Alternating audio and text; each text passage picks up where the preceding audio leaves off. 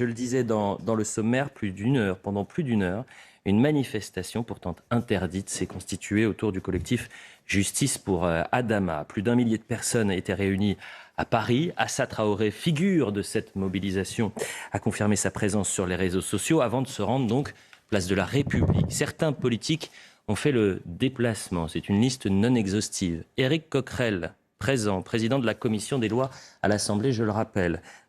Mathilde Panot, présente, présidente du groupe La France Insoumise à l'Assemblée. Sandrine Rousseau, présente également, députée La France Insoumise. Il y a eu très peu de tension, mais je le rappelle, et on va le répéter tout au long de cette thématique, c'est une manifestation, mobilisation qui était interdite. Écoutez quand même cet échange parce qu'il y a un climat évidemment lors de ces manifestations et il y a pu être scandé à de nombreuses reprises. Tout le monde déteste la police.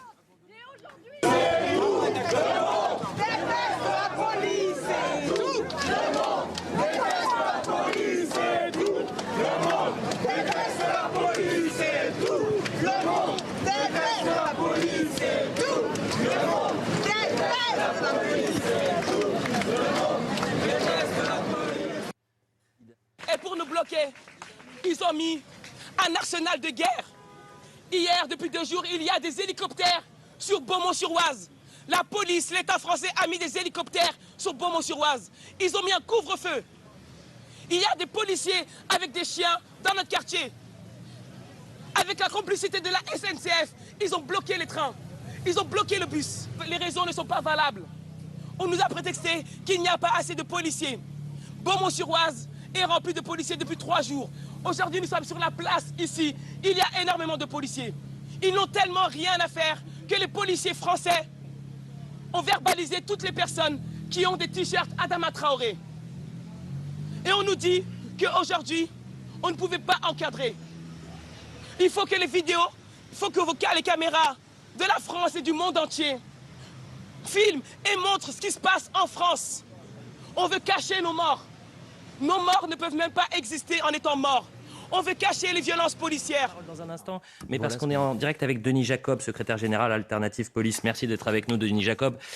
C'est vrai qu'on est un peu surpris ce soir parce que aujourd'hui et cette semaine, on nous a promis l'ordre, le calme, la concorde, et on se rend compte que lorsque des collectifs notamment à la gauche de la gauche, veulent se rassembler, même si ce rassemblement est interdit, eh ben, ils arrivent à le faire pendant 1 heure, place de la République, et ils avancent jusqu'au boulevard Magenta, pour ceux qui connaissent Paris. Alors permettez-moi tout d'abord de dire que je suis particulièrement scandalisé que certains élus de la République puissent participer à une manifestation interdite, ceux-là même qui, quand un policier fait une bêtise, réclame la justice, mais quand la justice interdit une manifestation, s'autorise quand même à y aller. La justice, elle s'applique partout et pour tous. On est dans un état de droit et quand les élus de la République commencent à bafouer l'état de droit en participant à des manifestations interdites, moi en tant que policier, ça me scandalise, nous qui sommes là pour appliquer le droit républicain.